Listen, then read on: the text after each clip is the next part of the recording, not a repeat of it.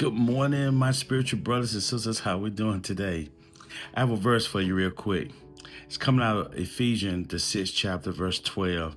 It said, for we wrestle not against flesh and blood, but against principality, against powers, against the rulers of the darkness of this world, against the spiritual wickedness in high places.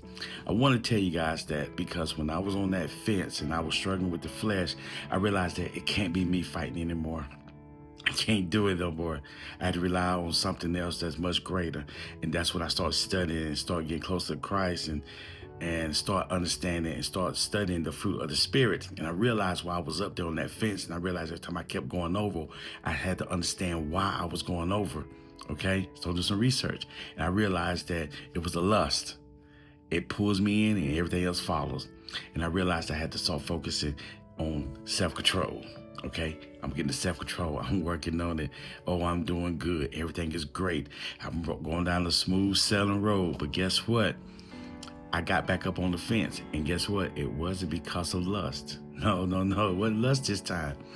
It was pride. Okay? Pride, yes. Because sometimes I started thinking more that I'm doing it instead of having Christ doing it. Yeah, pride seek in now. Oh, yeah. And guess what? Now the enemy want me right back over there where it say I belong.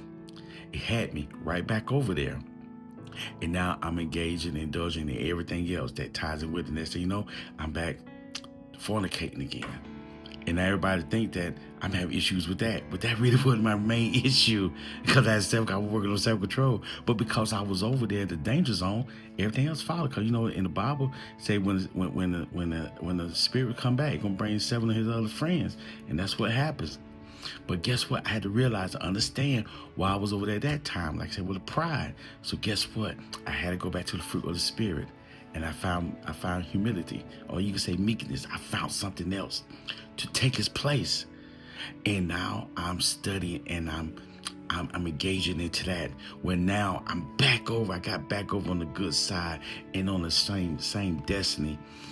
Going down the same destination that was already set before me. And ladies and gentlemen, I don't know what your story is, but whatever it is, and if you're trying to understand why you continue to stand on the left side of the field, or the fence, and you try to get on the other side, just start studying and start understanding what those issues might be, and watch how you can utilize the right fruit of the Spirit to be contrary to whatever the demonic spirits that you have going on.